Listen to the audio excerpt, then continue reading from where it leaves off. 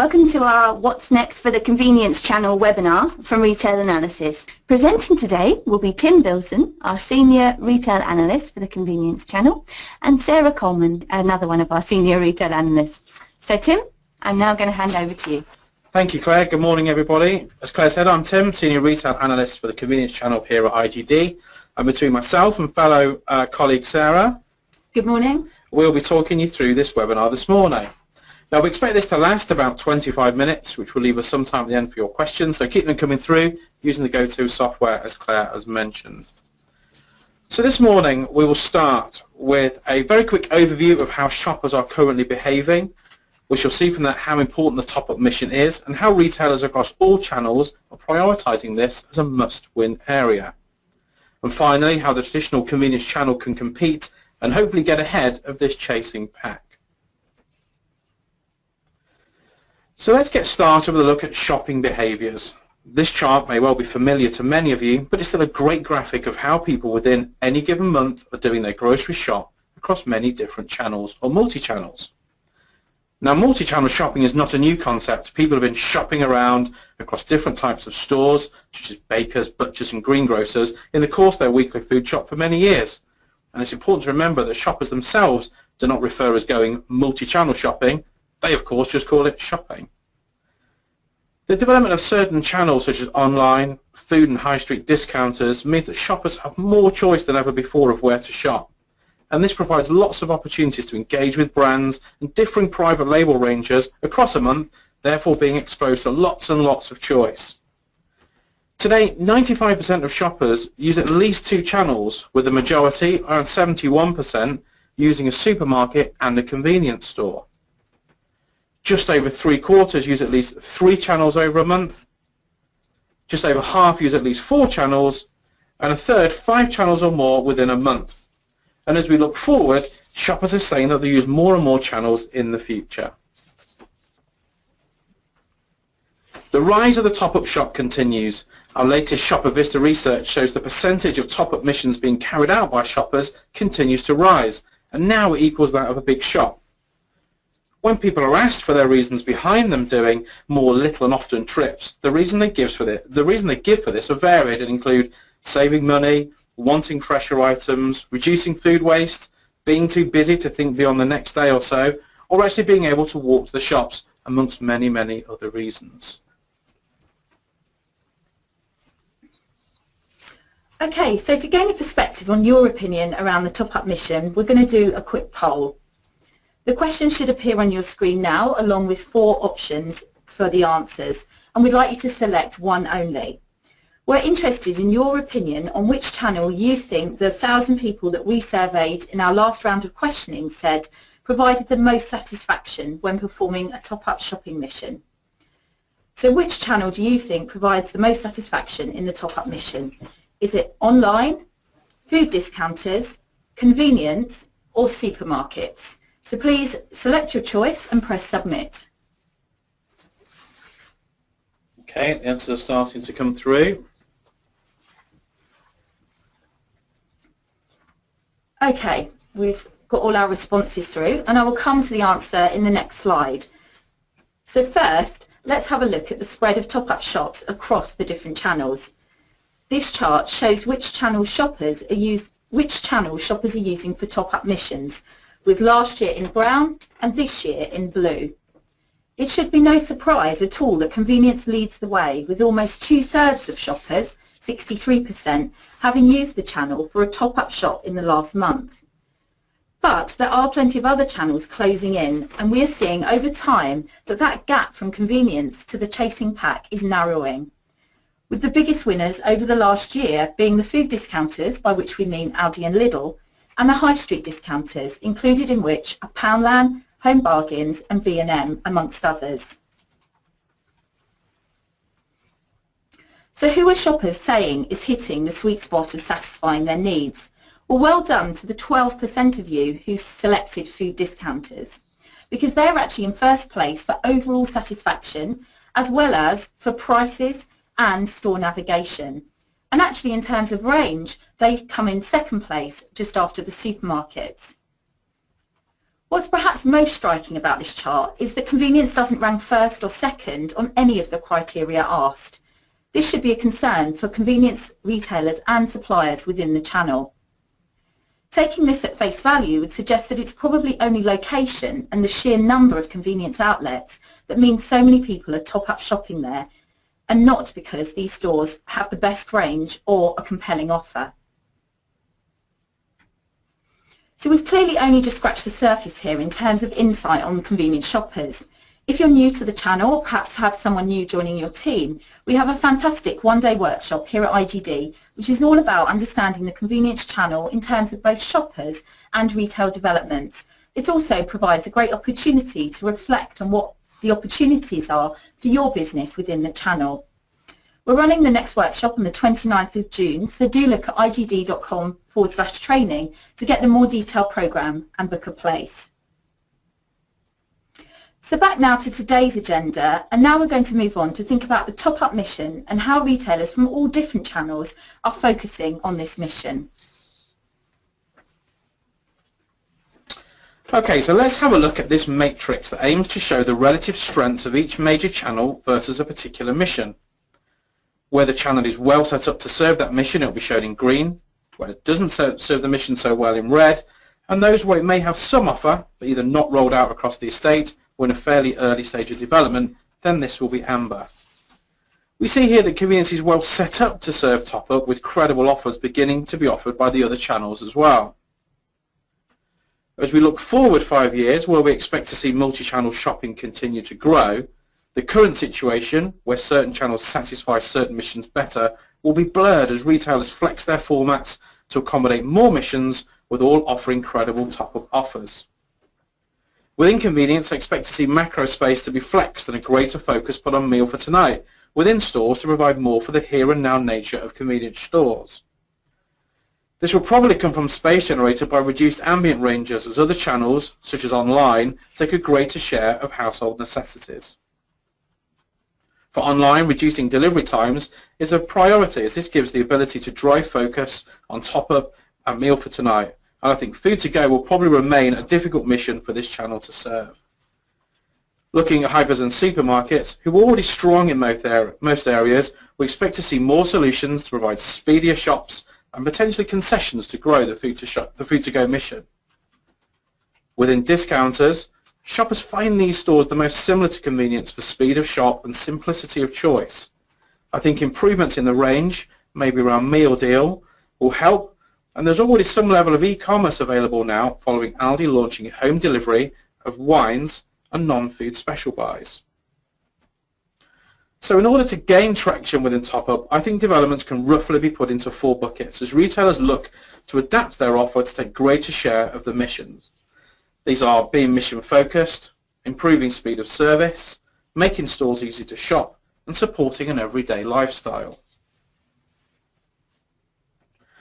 So when looking at range, the question all retailers and suppliers need to be asking is, why are shoppers in the store? What is the mission? This ideally needs to be done on a store-by-store basis, with ranges reflecting the locality, demographic, affluence, and the missions, etc.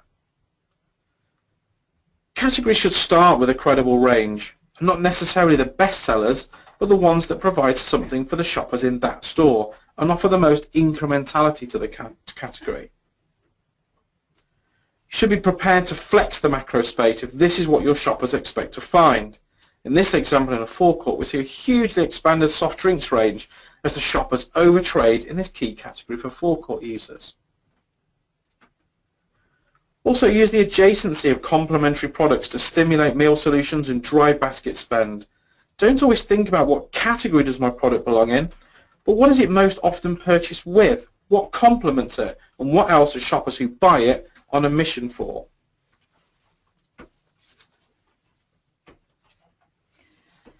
Okay, next in terms of speed of service. So the big advantage that convenience has is the speed of getting the shop done. A small store with a limited range allows shoppers to get in and out quickly. Channels outside of convenience are looking at ways of speeding up their service. Clearly some are already further down this route than others, so whilst offering self-checkouts is old hat for some, The introduction of this service in the discounters, like this example from Lidl, shows how the channel is adapting.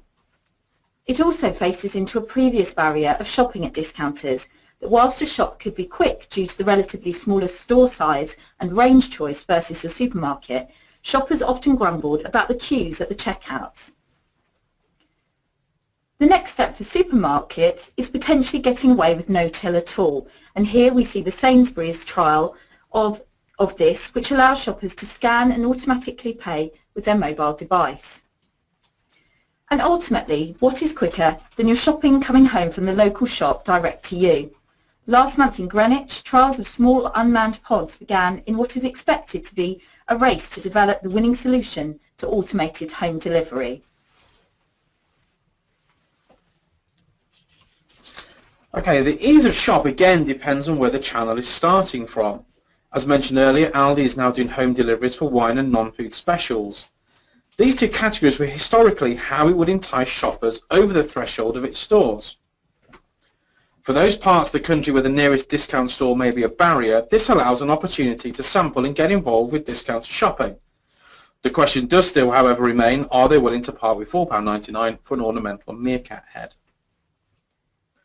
Sainsbury's have tried a new layout in a handful of stores, putting typical products picked up on a top-up shop near the store entrance in an attempt to make the shop time as short as possible, and therefore more appealing to those people thinking about where to do an efficient small basket shop. And now the rise of enterprises like Gusto and HelloFresh mean that you can actually do away with a shopping list altogether. Meal solutions are chosen by you or the company and shipped straight to the door, meaning no waste, no thinking, and no actual need to shop.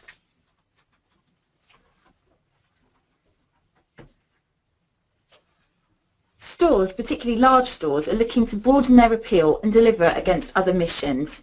There's been a lot of focus on providing options for eating out, non-food shopping and services, which can be combined to mean that as well as the overall food shop being easier, the whole day can be made easier and quicker by bringing different outlets together. If the retailer owns both outlets, then this constitutes a double win. So we have a few examples here. Firstly, the Argos concessions within large Sainsbury's stores, Giraffe in Tesco, and finally Waitrose shoppers being able to purchase John Lewis products online and pick them up when doing their food shop. So as well as those four buckets, we have innovation, which can play across all of those areas and give a great point of difference. Here we'll see just a tip of the iceberg of how innovation can benefit to provide a truly convenient shop. Tesco's Labs have collaborated with an app-based business, If This, Then That, which is an online platform where the user can set triggers and actions. And the examples shown here are reduced prices triggering a purchase or certain products being added to your shop depending on the weather. This next innovation comes from a Basque butcher shop located in Paris. It is a fresh meat vending machine. The machine sells meat products that are vacuum packed or sold in trays and can either be raw or cooked. So satisfying this growing consumer need to get food around the clock, which is possible in many global cities, is clearly an opportunity. And Paris actually got its first 24-hour baguette vending machine in 2011, and since then hundreds more have been rolled out across the country. And finally here we see a new concept for a store without any staff that's about to be tested in Sweden. The store will never close and will be accessible through an app on your smartphone which opens the store doors to registered customers. The app also functions as a scanner and payment method. Initially the range of products will be quite limited, but customers will have the power to influence ranges going forward.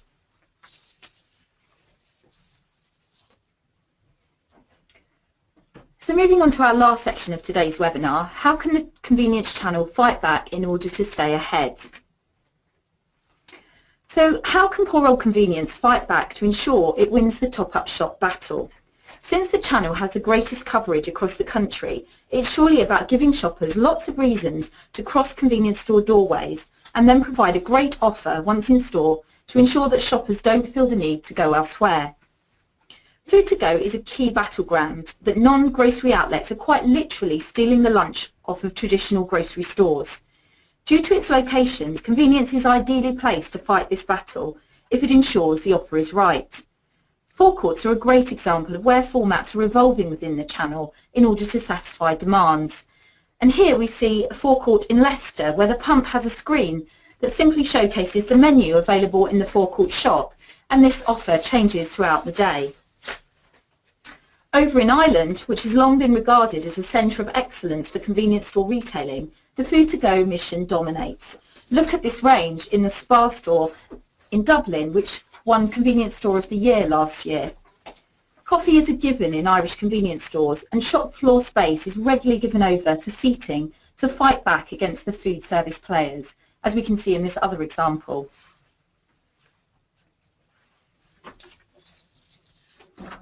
You saw earlier on the slide around supporting everyday lifestyle that it doesn't always need to be the grocery shop that is the primary footfall driver for people to enter stores. Convenience stores can be convenient for other things too. We can see here a couple of different stores really getting behind providing a range of services to get people into the store and then hopefully retain them into doing a shop whilst there.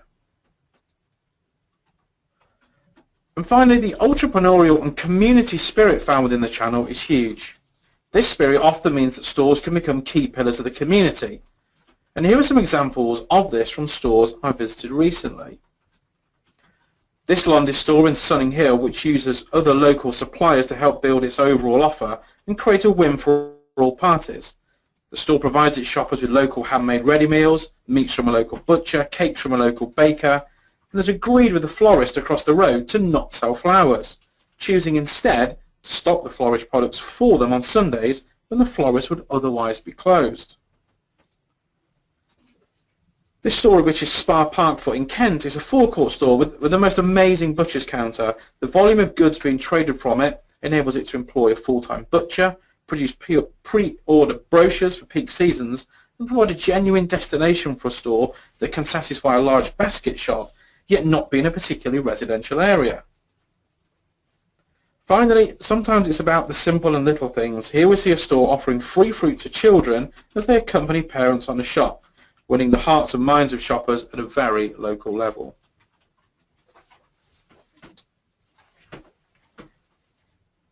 Okay, to close this section, we're going to take another poll, and we'd like to get your view on what you think is going to be the biggest threat to the traditional convenience channel going forwards. So our question for you is, which of these trends do you think poses the biggest threat to the traditional convenience channel in serving the top-up mission?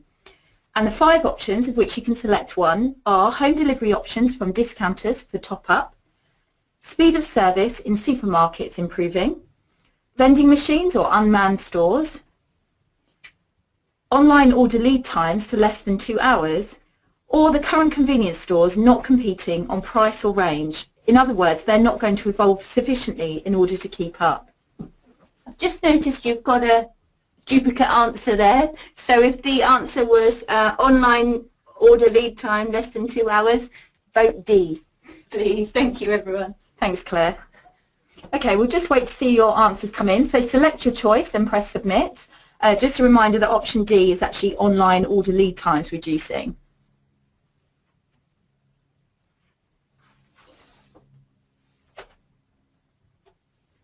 Okay, so we've just seen the results coming in, which are now going to be displayed. So by far and away, the biggest answer coming through there was that your belief is that current convenience stores are not going to adapt sufficiently in terms of responding to the challenge. In our view, I think all of these will play a part to a greater or lesser extent. Certainly all of them have hurdles that they will need to overcome. Obviously, we don't have a crystal ball, but it's certainly really interesting to see your view that it's predominantly going to be the lack of response is going to be the issue. Okay, in order to summarise what we've seen in today's session. So we started off looking at shopper behaviour, and we've seen that shoppers are shopping in a multi-channel fashion, with most of us going to supermarkets and convenience stores, but many of us picking and mixing additional channels over the course of a month. Shoppers are slightly less likely to conduct a main shop than they were in the past, as they shop less far in advance and look to reduce waste and buy fresh products more regularly. Convenience remains the most likely outlet to go to do a top-up shop, But more shoppers are using discounters for top-ups, and discounters are certainly doing a great job in terms of shopper satisfaction overall, and specifically for price and navigation. How are other outlets chasing convenience? Well, they're doing that by speeding up the service they offer and making it easier to shop by laying out the stores by mission. So how then can convenience stay ahead? Well, we see food to go as a big opportunity, and increasingly the food to go and small basket mission are blurring. Services are also a great way to drive footfall, and one way of embedding a local store into the heart of its community, which remains the ultimate advantage that convenience stores have. So, as Sarah said, very interesting on the poll and how convenience and its failure to adapt may be the issue going forward. And actually one way you can learn more about how people can win in this channel is to come along to this year's IGD Convenience Retail Summit, which will be held in London on June the 16th. And here we'll be exploring further the convenience shop of the future and hearing case studies and thoughts from retailers such as Karen Shenstrom, Head of Trading and Marketing for Convenience at Sainsbury's. She gives us her thoughts on how the channel will evolve. Or John Rooney, Channel Director at Birdseye, as he shares how to take a mature category such as frozen food and make it fit for the modern convenience store. And of course there will be many more speakers and the details there of how you can see the full programme and get signed up. So if you'd like to find out more about the summit or the workshop that Sarah mentioned earlier, then please click on either both or either of these options that appear on your screen now. Don't forget to press submit, and don't worry, we won't be publishing any results to this.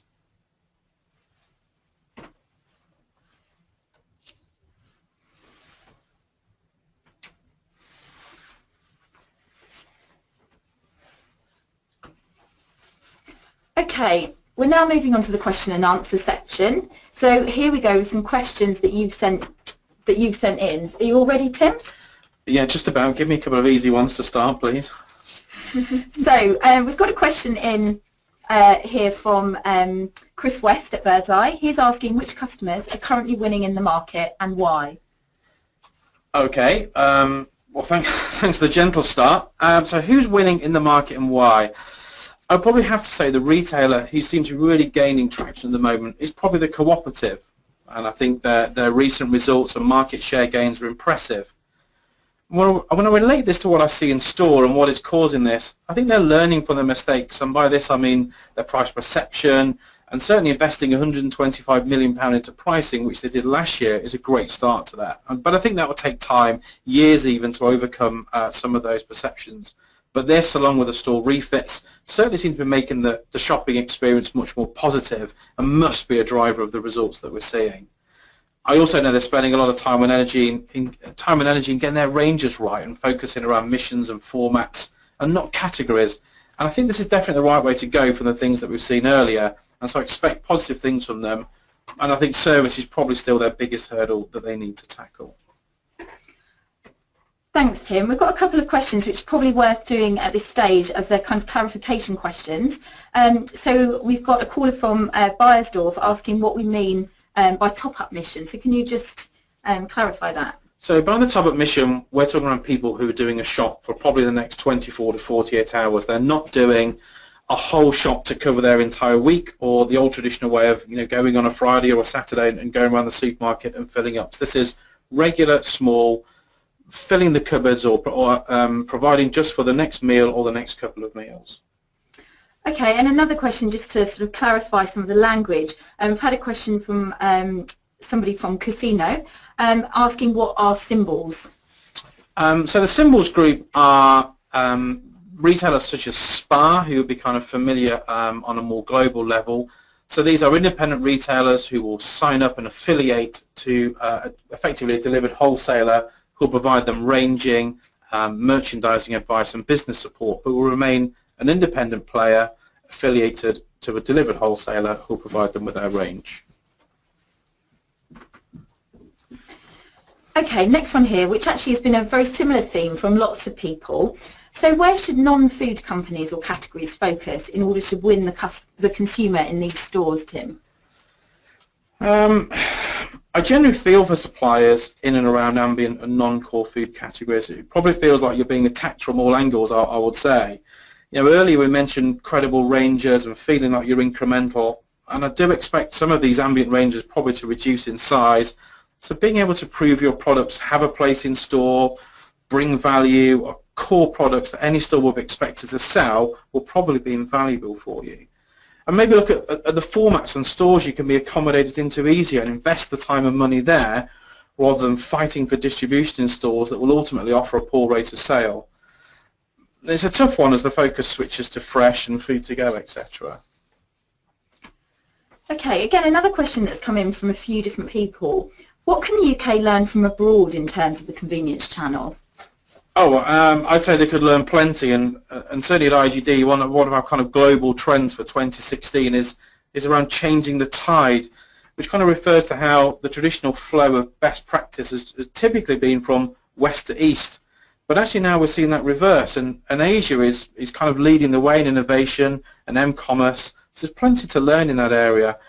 And I think in terms of convenience stores specifically, we're reporting lots of examples of channels blurring in a similar way to what we're seeing in the UK. And an interesting one is Family Mart Plus in Japan, where Family Mart are partnering with pharmacies, food service chains, and even karaoke bars in an attempt to drive destination appeal to their stores.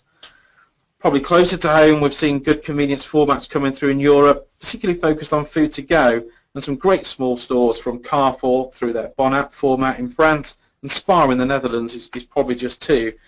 And you can find more details of those on our Retail Analysis website covering retailers from all around the world, and probably go there and have a look at some of those examples.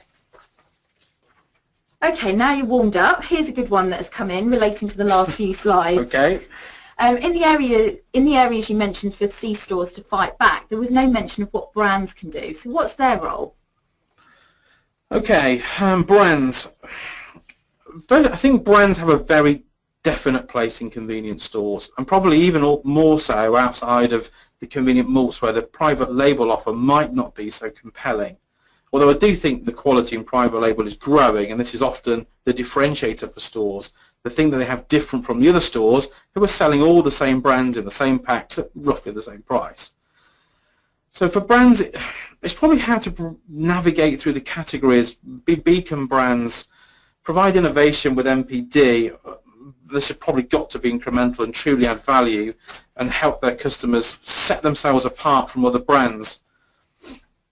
I think there's a danger that otherwise brands can just be a traded commodity as everybody looks for the cheapest version of the same pack, and there could be a race to the bottom price-wise, which ultimately only really benefits the shopper. I suppose that's a bit waffly, so what I'm trying to say is be more nimble, be bespoke, try to grow without throwing another promotion into the plan, although I know that's easier said than done from my own experience. So what trends are you seeing for forecourts within the convenience channel? That's a question that's come from Ellen at Coca-Cola.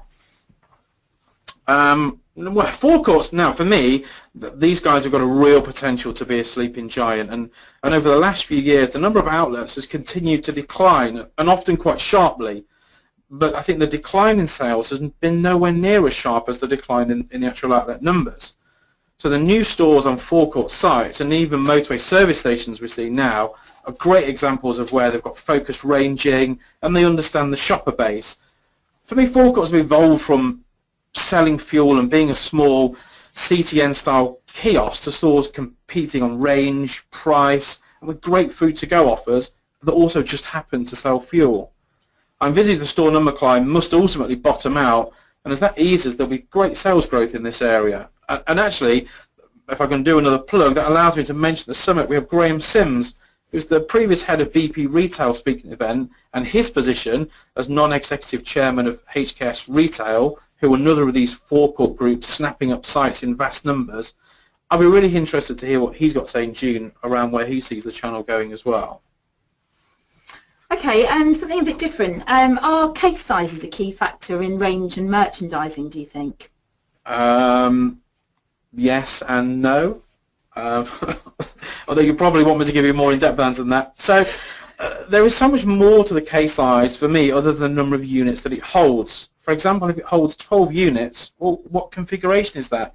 Is it 4 across 3 deep, 3 across 4 deep, 2 across 6 deep, etc.? So 12 might be the right number for the rate of sale, but not necessarily for the shelf on the space that it takes up. So can that be changed? Does your customer require shelf-ready packaging? Does it sell the product? Does it add price messaging, new flashes for MPD or highlight competitions, etc.? Or actually, as sometimes you see, the shelf-ready packaging actually covers up key info. It stops you seeing inside the case or makes it look like it's off sale. So my advice probably around cases is more general. Review how they can help sales, how they help merchandising, and what your brand message is. And again, it's probably a problem for brands when different customers want different things, and a kind of one-size approach isn't always good enough anymore. Okay, so I'm getting the signal that it looks like we're kind of out of time. Apologies though if you didn't ask questions. I've seen a lot of them through here being passed by me. So apologies for that, but thanks for those who did put me on the spot. But other than that, thanks for listening to this IGD webinar. I hope you have a pleasant rest of the day, and it's goodbye from both of us here.